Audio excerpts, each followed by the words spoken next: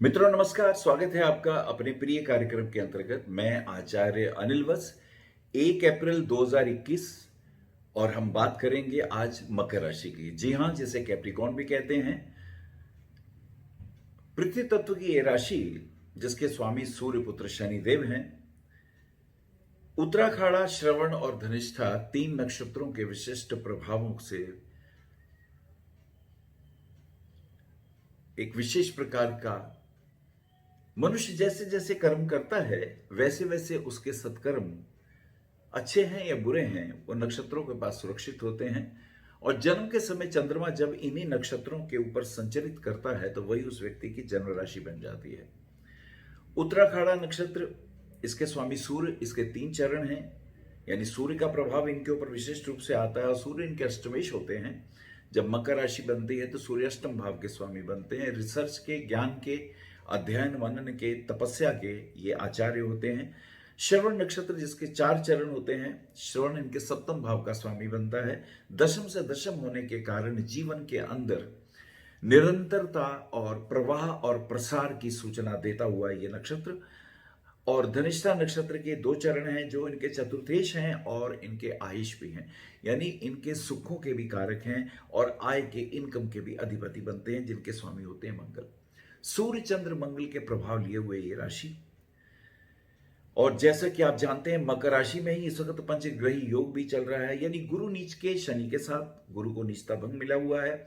बुध, शुक्र और सूर्य 3 ग्रहों का प्रभाव लिए हुए लगन, यानी मकर लगन या मकर राशि में पंचग्रही, पंच ग्रहों का योग क्या प्रभाव देने वाला है।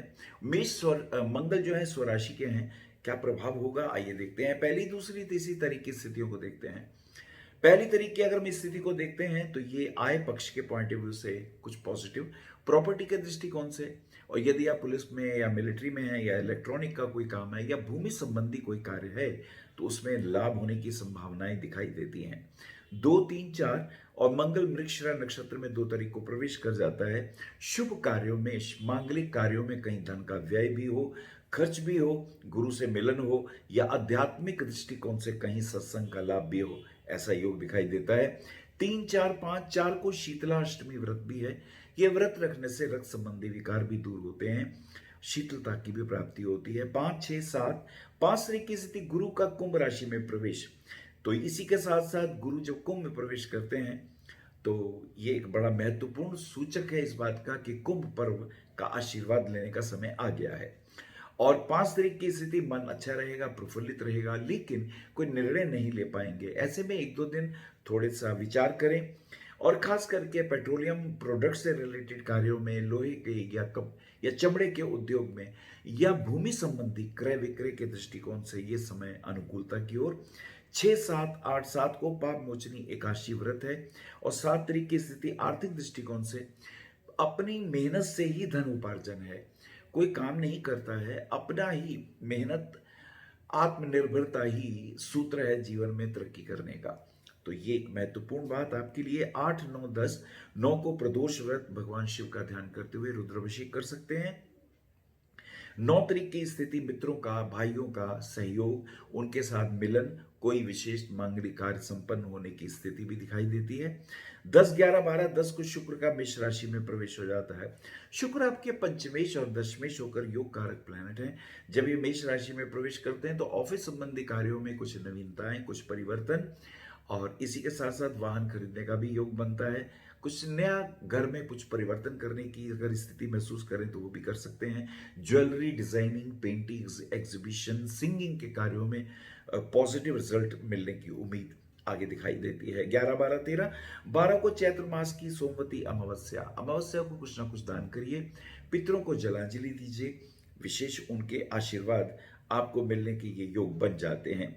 और इसी के साथ साथ प्रॉपर्टी संबंधी अगर कोई लेन देन करना हो, दुकान के लिए कहीं कुछ करना हो तो कर सकते हैं।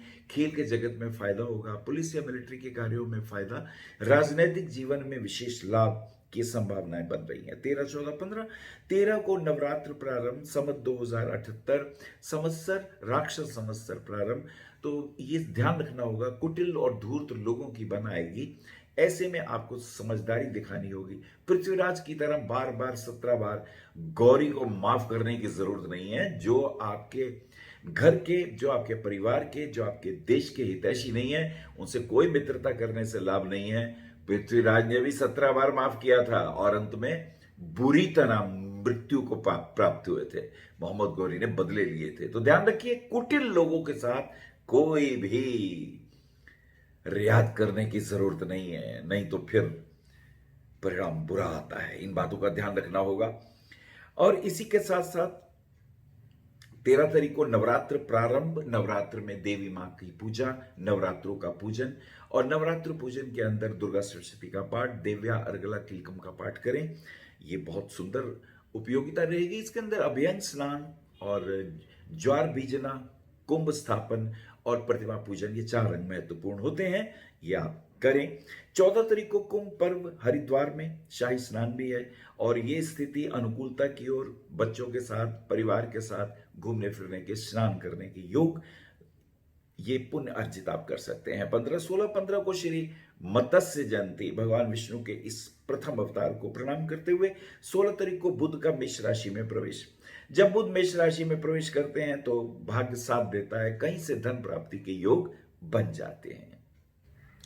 और इसी के साथ साथ 17, 18, 19, 17 को श्री पंचमी, नाग पंचमी, भगवान शिव को आप शिवलिंग के ऊपर दूध चढ़ा सकते हैं, सांपों को दूध पिलाया जा सकता है, विष संबंधी रोग दूर होते हैं। सेहत का ध्यान रखिएगा, कहीं इन्फेक्शन वगैरह तंग ना करे। सांस संबंधी रोग या त्वचा संबंधी विकार कष्ट दे सकता है।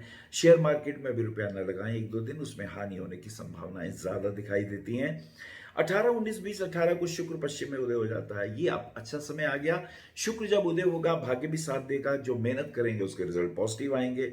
बच्चों के रिजल्ट भी अच्छे आएंगे। उनकी एजुकेशन, पढ़ाई के दृष्टिकोण से योग्य निर्णय ले पाएंगे। ये समय अनुकूलता की ओर बढ़ता हुआ दिखाई देता है। 19, 20, 21, 19 की तारीख की अगर हम बात करते हैं तो पत्नी के साथ संबंध अनुकूल रखें। छोटी छोटी बातों पे तनाव आता रहता है।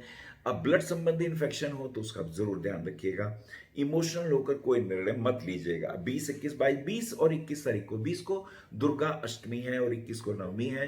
तो आज के दिन देवी माँ का हवन कर सकते हैं, देवी माँ के से सुख समृद्धि ऐश्वर्य पाने के लिए।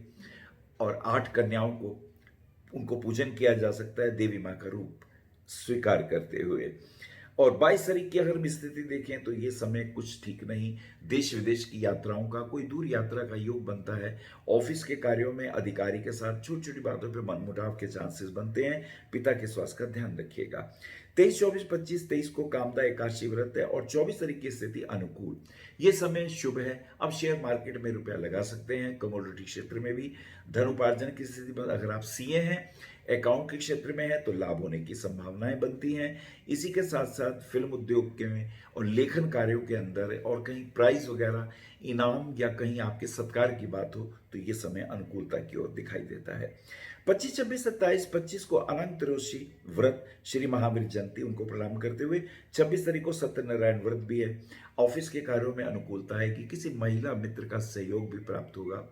देखिए, इसी के साथ साथ ज्वेलरी के उद्योग में, डिजाइनिंग के क्षेत्र में, पेंटिंग के दृष्टिकोण से और फिल्मी दुनिया के दृष्टिकोण से, और यदि न्यायालय में है तो कोई योग्य निर्णय देने के दृष्टिकोण से इस समय बहुत शुभ है। किसी महिला मित्र का सहयोग भी प्राप्त होगा। 27, 28, 27 की चैत्र मास की पूर्णिमा और स्नान का दिन है, पुण्य अर्जित करने का ये शुभ समय। और 28 तारीख की अगर मिस्त्री देखें, आय के दृष्टिकोण से, इनकम के पॉइंट ऑफ व्यू से शुभ। प्रॉपर्टी में अगर कहीं धन निवेश करते हैं तो उसमें लाभ होने की संभावनाएं दिखती हैं। मिलिट्री या पुलिस के अंदर अगर आप हैं तो भी विशेष लाभ। और इसी के साथ साथ यदि जिम इंस्ट्रक्टर हैं तो अपनी सेहत का ध्यान रखिएगा, गलत एक्सरसाइज ना हो जाए। 29 और 30 को श्री गणेश चतुर्थी व्रत, गणेश जी को प्रणाम करिए। बुध का वृषभ राशि में प्रवेश हो जाता है। बुध जब वृषभ राशि में आते हैं तो कुछ ना कुछ शुभता संतान पक्ष की ओर से दिखाई देगी। हो सकता है कहीं विदेश जाने का योग भी बने।